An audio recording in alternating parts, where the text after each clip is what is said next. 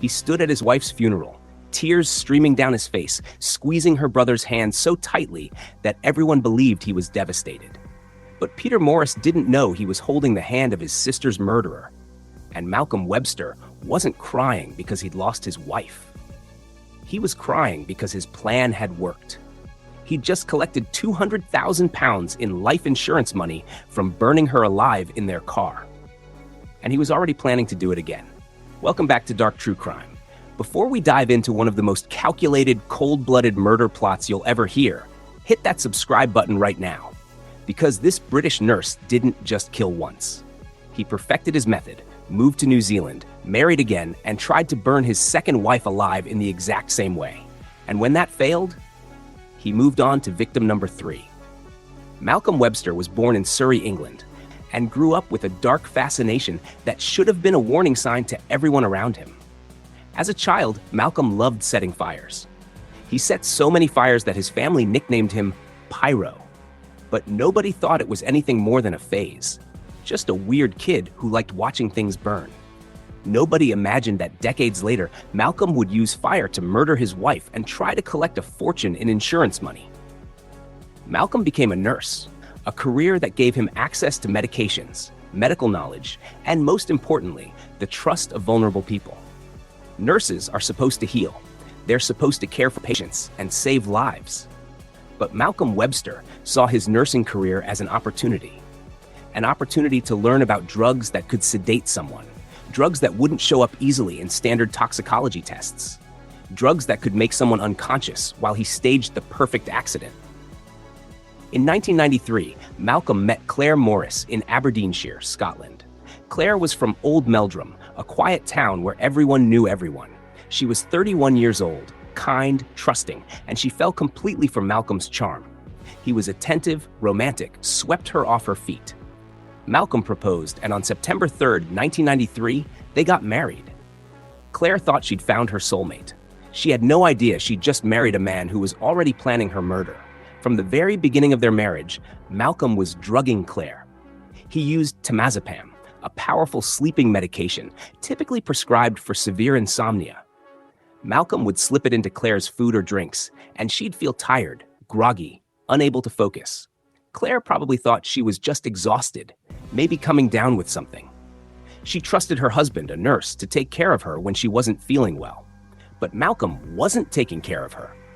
He was slowly poisoning her, getting her body accustomed to the drug so that when the time came, he could give her a massive dose that would knock her completely unconscious. And Malcolm was meticulous in his planning. He took out a life insurance policy on Clare worth £200,000. That's approximately $250,000. For 1994, that was a fortune. And Malcolm made sure he was the sole beneficiary. On May 27, 1994, just 8 months after their wedding, Malcolm put his plan into action. He gave Clare a heavy dose of temazepam, enough to make her completely unconscious. Then he loaded his drugged, unresponsive wife into the passenger seat of their car. He drove to a remote stretch of road between Auchenhuive and Tarves in Mill of Kingoody, Bordy, Aberdeenshire. The area was rural, surrounded by trees and fields, the kind of place where you could go hours without seeing another car. Malcolm pulled off the road near a tree. He positioned the car carefully. Then he got out, leaving Clare unconscious in the passenger seat, and deliberately set the car on fire. The flames spread quickly, engulfing the vehicle.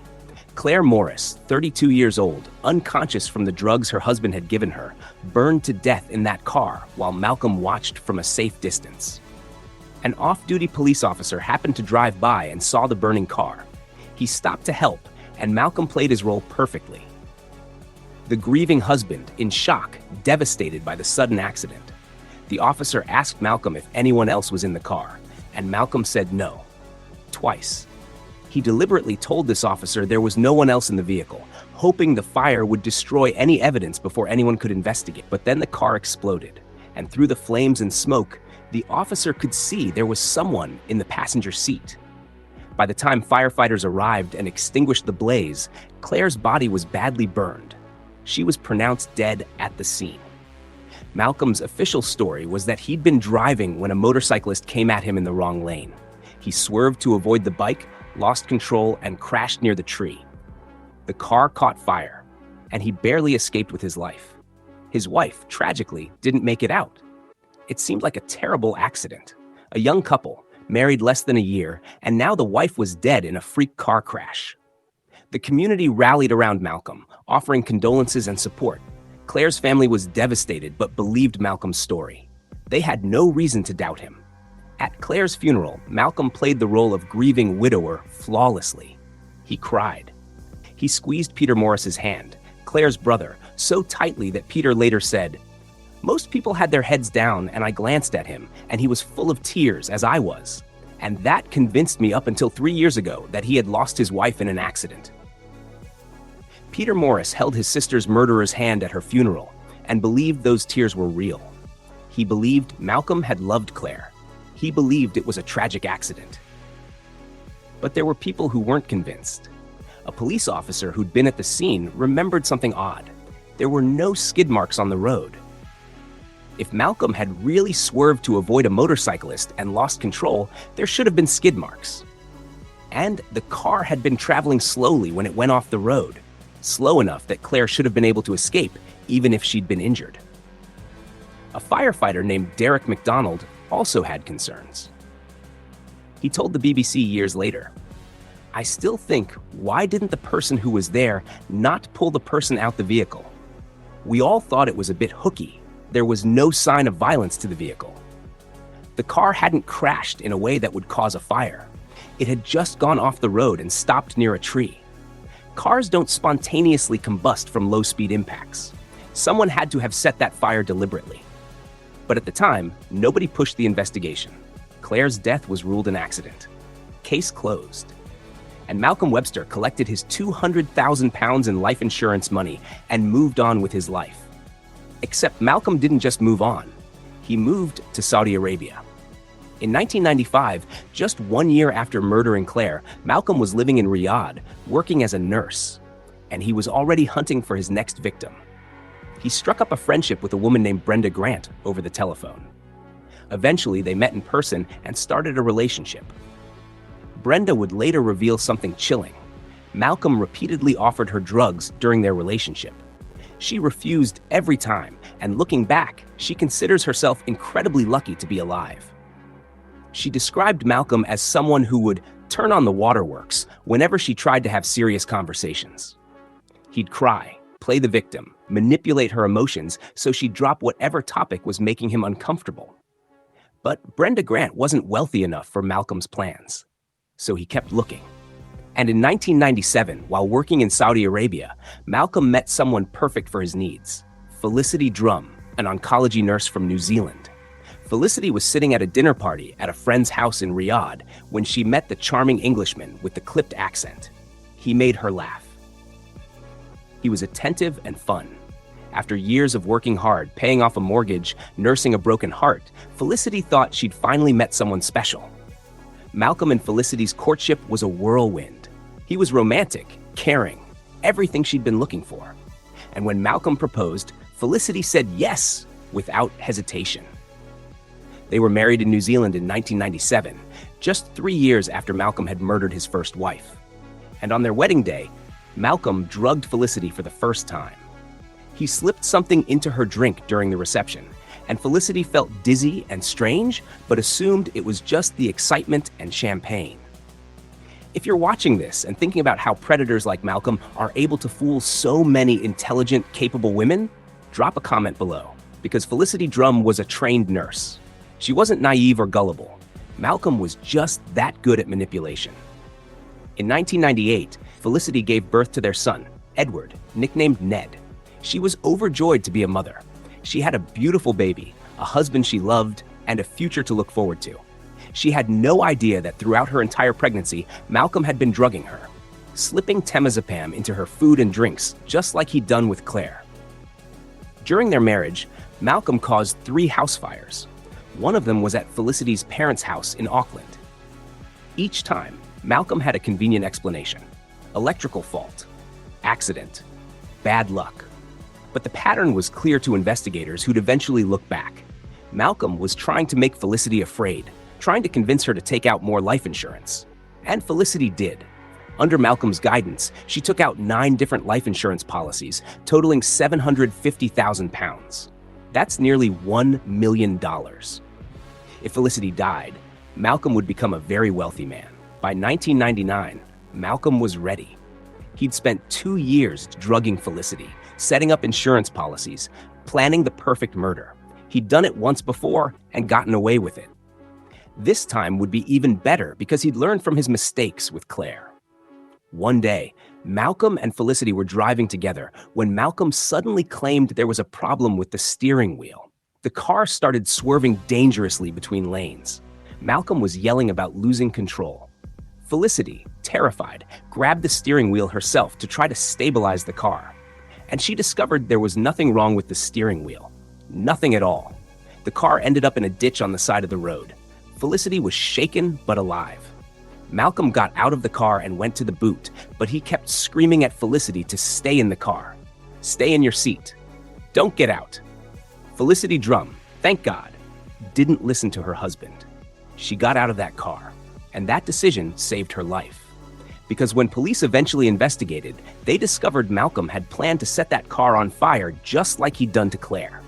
He was going to burn Felicity alive, collect the £750,000, take their son Edward back to the UK, and start his life over as a wealthy widower.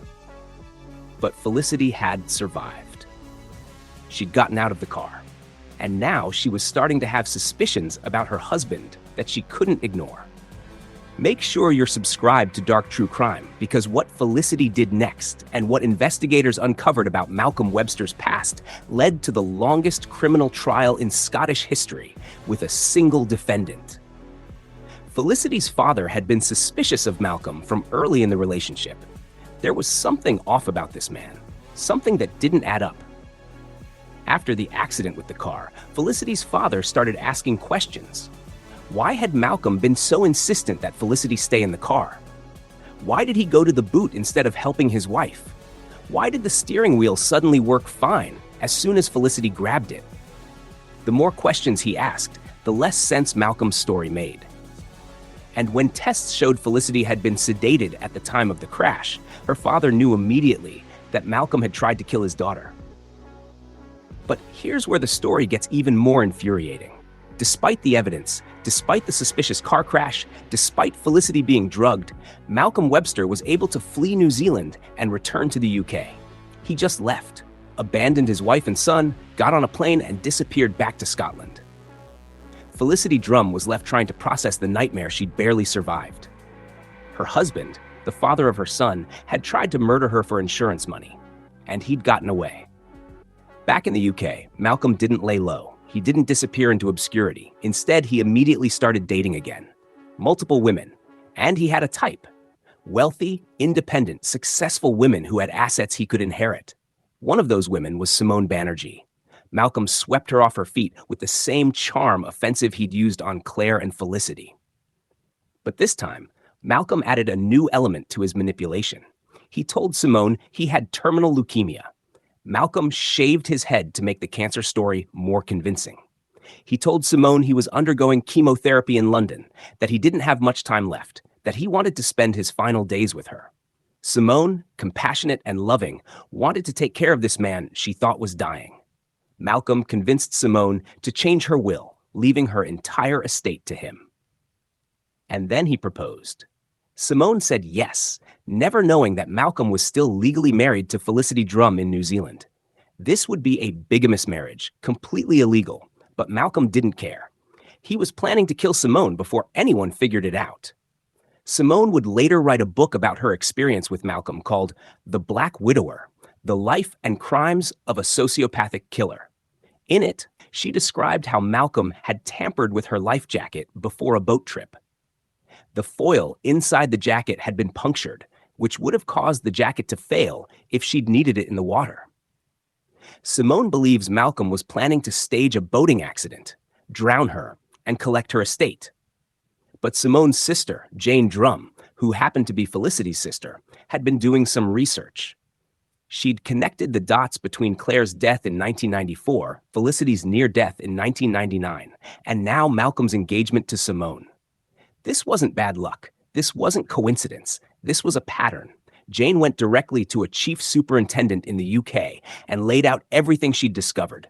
And finally, after years of Malcolm getting away with murder and attempted murder, the police launched a full investigation. The investigation was called Operation Field, and it was massive. It took 5 years. Police interviewed over 1,000 people. They re-examined Clare Morris's death, which had been closed as an accident for 15 years. They contacted New Zealand authorities about Felicity's crash. They searched Malcolm's property and found stolen items, including a laptop and an unlicensed gun. And in 2007, while searching Simone Banerjee's house, police discovered that Malcolm had embezzled money from an angling club. That financial crime gave them grounds to arrest him while they continued building the murder case.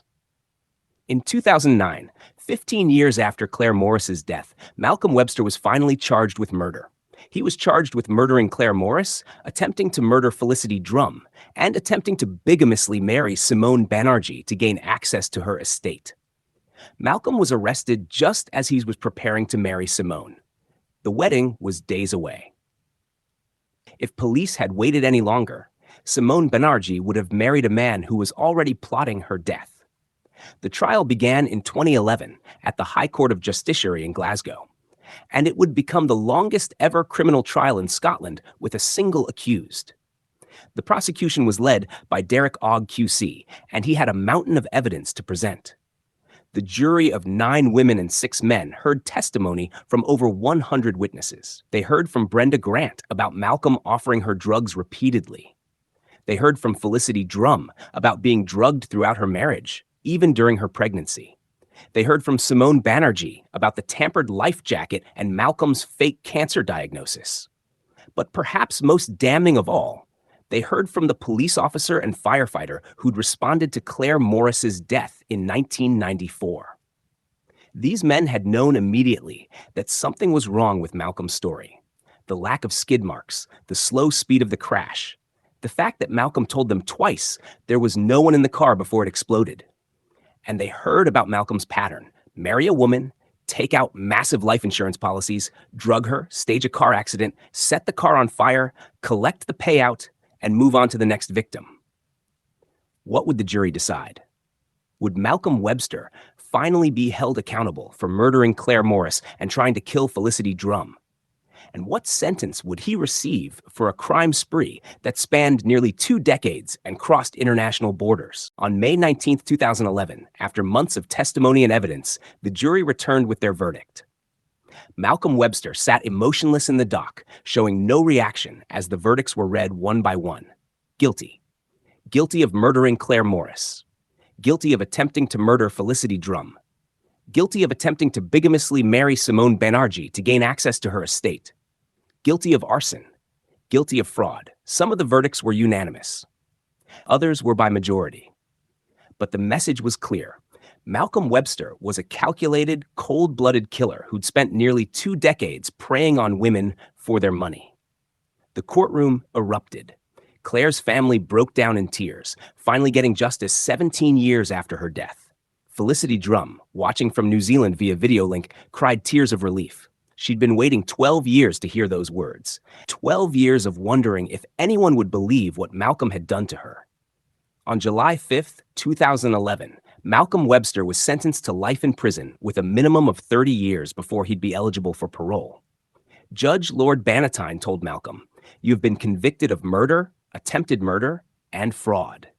These were crimes of the utmost gravity." Malcolm was also struck off the nursing register, finally losing the credentials he'd used to gain people's trust and access to drugs. He was transferred to prison, where he reportedly told other inmates that he expects to die behind bars. One inmate who met Malcolm described him as really boring. Not a monster. Not a dramatic, obvious psychopath. Just boring. And that's what makes people like Malcolm Webster so dangerous. They don't seem evil. They seem ordinary, even dull. They blend in. They're the charming guy at dinner parties, the caring nurse, the devoted husband crying at his wife's funeral. After the conviction, Clare Morris's family fought to have her headstone changed. The original inscription included her married name and made reference to her marriage to Malcolm. Peter Morris, Clare's brother, called it offensive to have her married name on the stone, as the marriage was designed towards murder. But here's where it gets even more insulting. The local council initially told Clare's family that Malcolm Webster owned the grave, and therefore they'd need his permission to change the headstone. Peter Morris was furious. To change my sister's headstone, I have to go and ask his permission to give me the grave. I'm not going to. I don't see why I should go cap in hand to a convicted murderer. Professor Roderick Paisley argued that under the Forfeiture Act 1982, Webster should be disqualified from inheriting Clare's estate or having any rights to her grave. Eventually, the family succeeded in changing the headstone to show only Clare's maiden name, removing all reference to the man who'd murdered her. Malcolm attempted to appeal his conviction, claiming the jury wasn't given a full picture when shown a reconstruction of the car crash that killed Clare. But legal experts said he didn't have a hope. The evidence was overwhelming. The pattern was undeniable, and in 2013, his appeal was denied. As of now, Malcolm Webster remains in prison in Scotland, serving his life sentence. He'll be 76 years old before he's even eligible for parole, and given the nature of his crimes and his complete lack of remorse, it's unlikely he'll ever be released. But the questions linger. Were there more victims? Journalist Charles Lavery, who covered the trial and wrote a book called The Black Widower, believes it's highly likely Malcolm killed or attempted to kill other women who haven't been identified. It is likely there are more victims around the world, not yet identified, Lavery said. The FBI and UK police have investigated several cold cases that might be connected to Malcolm. In 2007, during his trial, there were references to audio recordings suggesting Malcolm may have been responsible for the murder of a sex worker in 2000. In 1996, Malcolm had been questioned about the disappearance of a woman named Claudia Tinsley, but he denied involvement and was never charged. Malcolm had spent years working as a nurse in various locations, traveling between the UK, Saudi Arabia, and New Zealand. Who knows how many women he encountered during those years? How many relationships he started and ended? How many accidents he staged that nobody ever connected to him? Agent analysis of Malcolm's behavior revealed something chilling. After his 1990s attacks failed, according to court documents, Malcolm had told a court-mandated therapist that he learned from each abduction he had done and the next one he was going to bury. Wait, what? Abductions? Plural? This wasn't about Clare and Felicity. This was Malcolm admitting to a therapist that he'd attacked women before, that he'd been perfecting his method, learning from his mistakes. How many women had Malcolm Webster attacked or killed before Clare Morris? The authorities don't know, and that's terrifying. If you've ever been in a relationship where you felt like something was off, where your partner seemed too good to be true, or where you started having unexplained health problems, drop a comment below. Because Malcolm Webster's story shows us that predators can be incredibly patient, incredibly charming, and incredibly dangerous. For Felicity Drum, the verdict brought closure but also complicated emotions. She'd married Malcolm thinking he was a charming, funny Englishman who'd sweep her off her feet. Instead, he'd drugged her for 2 years, even during her pregnancy, and tried to burn her alive to collect insurance money. Felicity told reporters that Malcolm's charming and fun side was what enabled him to dupe a series of intelligent, independent women. She wasn't naive. Neither was Clare. Neither was Simone or Brenda. These were smart, capable women with careers and lives. Malcolm was just that good at manipulation. I had a very firm grip of his hand, Peter Morris recalled about Clare's funeral. He was actually squeezing my hand. Most people had their heads down, and I glanced at him, and he was full of tears, as I was. And that convinced me up until 3 years ago that he had lost his wife in an accident. In reality, I was holding the hand of her murderer. Those tears at the funeral? They weren't grief. They were relief that Malcolm had gotten away with murder and was about to collect £200,000. Those tears were the performance of a lifetime, that delivered by a man who'd spent months planning his wife's death down to the smallest detail. Felicity's son, Edward, was 13 years old when his father was convicted. He'd grown up thinking his dad was just an absent figure who'd left the family. Now he had to process the fact that his father had tried to murder his mother while she was pregnant with him. Edward has reportedly received some teasing at school for being the son of a murderer, but he's never heard from Malcolm and doesn't want to. Felicity's parents, who were instrumental in helping police catch Malcolm, described the entire ordeal as unreal, like watching something happen to someone else from the sidelines. Their daughter had nearly died. Their grandson would have been raised by a murderer if Malcolm's plan had succeeded. The trauma rippled through the entire family. The logistics of Malcolm's crimes are staggering when you really think about them. He often had multiple women in his life simultaneously. While he was married to Felicity in New Zealand, he was maintaining a relationship with Brenda Grant. While engaged to Simone Banerjee, he was telling her he was in London for chemotherapy when he was actually in Paris with another girlfriend. Charles Lavery, the journalist who covered Malcolm's trial, said, "It's quite a phenomenal mind that can organize that." Malcolm was keeping track of different lies he'd told different women, different timelines, different fake medical conditions, and he was doing it all while working as a nurse, maintaining a professional reputation, and planning murders. The trial revealed Malcolm's computer searches, much like James Craig in the Angela Craig case we covered earlier. Malcolm had searched for information about insurance policies, about staging accidents, about drugs that could sedate someone without detection. He'd researched how to make deaths look accidental, how to collect insurance money without raising suspicion. One particularly disturbing detail came out during the trial. Malcolm had adult diapers in his possession when he attacked Felicity. He was planning to keep her drugged and restrained while he waited for the perfect moment to stage the fatal accident. The same methodical planning he'd used with Clare, refined and improved based on what he'd learned. Simone Banerjee described in her book how Malcolm would suddenly become emotional and manipulative whenever she asked difficult questions.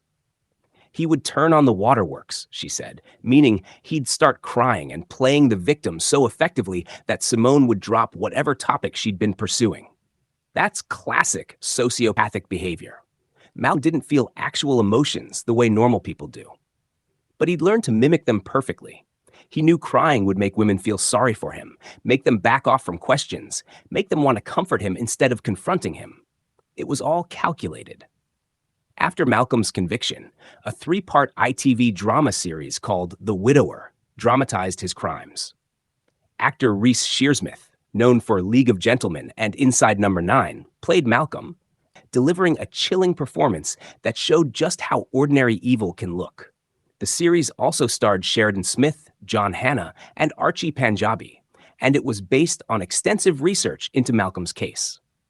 Felicity Drum served as an advisor on the production, helping ensure the portrayal was accurate to what she'd experienced. Kate Fleetwood played Felicity, capturing the horror of slowly realizing your husband has been poisoning you and planning your death. Channel 4 also aired a documentary called Married to a Psychopath that explored Malcolm's case from the perspective of the investigation. Detective Charles Henry, who led the 3-year operation to reopen Clare's cold case, described the painstaking work of connecting dots across 17 years and multiple countries. The documentary revealed that when police searched Malcolm's property, they found stolen items, forged documents, and evidence of his elaborate schemes. Malcolm had been living well beyond his means, spending Clare's insurance money and then desperately searching for another wealthy woman to kill when that money ran out. One of the most powerful moments in Married to a Psychopath comes when Simone Banerjee describes finding the punctured life jacket. She'd been planning a sailing trip with Malcolm, had no idea he was plotting her death, and only discovered the tampering by chance. The foil on my life jacket had been punctured, and I hadn't checked my life jacket since I sailed with him, she said. If Simone had gone on that boat trip without checking, if she'd needed that life jacket in an emergency, she would have drowned, and Malcolm would have inherited her entire estate, just as he'd planned. The fact that police caught Malcolm just days before his planned wedding to Simone means they literally saved her life. A few more days, and Simone would have been married to a man who'd already murdered one wife, attempted to murder a second, and was planning to make her his third victim. Malcolm Webster's case raises important questions about how we investigate accidents involving recently married couples or couples with new life insurance policies. If police in 1994 had taken the firefighter and police officer's concerns more seriously, if they'd investigated why there were no skid marks or why the car caught fire from a low-speed impact, Clare Morris's family would have gotten justice years earlier, and Felicity Drum would never have been victimized. The fact that Malcolm was able to flee New Zealand after drugging and attempting to kill Felicity with no extradition request or international warrant shows how easy it was for criminals to escape justice by crossing borders. If Jane Drum hadn't gone directly to a UK superintendent, Malcolm might have married and killed Simone before anyone connected the cases. Today, there are better systems for tracking suspicious deaths involving insurance payouts. When someone dies shortly after taking out a large life insurance policy, insurance companies investigate thoroughly. When someone has multiple spouses who die in accidents, red flags are raised. Malcolm Webster was caught in part because he followed the exact same pattern twice, making it impossible to dismiss as coincidence. Felicity Drum has said she considers herself incredibly lucky to have survived. But she shouldn't have had to be lucky. The system should have caught Malcolm after Clare's death. The warning signs were there. The suspicious circumstances were obvious to first responders. But because Malcolm was a nurse, because he seemed credible and respectable, because he played the grieving widower so well, he got away with murder for 17 years. Clare Morris was 32 years old when Malcolm murdered her. She should be 54 now, with grandchildren maybe, enjoying life with her family. Instead, she's buried on the Isle of Man, her gravestone finally showing only her maiden name, with no reference to the man who killed her. Felicity Drum was in her 30s when Malcolm tried to kill her. She should be in her 60s now, retired from nursing, spending time with her son Edward, who's now in his 20s. Instead, she lives with the trauma of knowing she was married to a man who drugged her every day, who tried to burn her alive, who would have killed their son's mother for money. Simone Banerjee was engaged to be married, excited about her future, had changed her will to leave everything to the man she loved. Instead, she discovered she'd almost become the third wife of a serial killer, and she had to write a book about her experience just to process the nightmare she'd barely escaped. And Brenda Grant, who Malcolm dated in Saudi Arabia, considers herself lucky to be alive, simply because she refused the drugs he kept offering her. How many times did Malcolm try to poison Brenda? How many opportunities did she unknowingly dodge because she said no? Malcolm Webster is exactly where he belongs, in prison for the rest of his life. But the damage he caused can never be undone. 3 families destroyed, multiple women traumatized, a son growing up knowing his father tried to murder his mother. And somewhere out there, possibly, other victims whose cases were never connected to Malcolm's pattern. Make sure you're subscribed to Dark True Crime, because next time, we're covering another case where the warning signs were ignored, where someone got away with murder for far too long, and where it took incredible courage from survivors to finally bring a killer to justice. Until then, if someone in your life seems too good to be true, trust your instincts.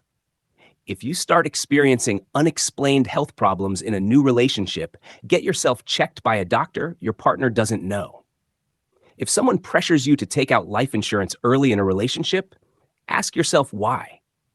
And if you refuse drugs or alcohol from someone and they get angry or pushy about it, that's a massive red flag. Malcolm Webster fooled multiple intelligent, independent women because he was patient, he was charming, and he was willing to spend years setting up his crimes. Don't assume you'd recognize a predator. They don't look like monsters. They look like the charming guy who makes you laugh at dinner parties. Thank you for watching. Stay safe, stay aware, and remember that the deadliest predators are often the ones who seem the most harmless. I'll see you in the next video.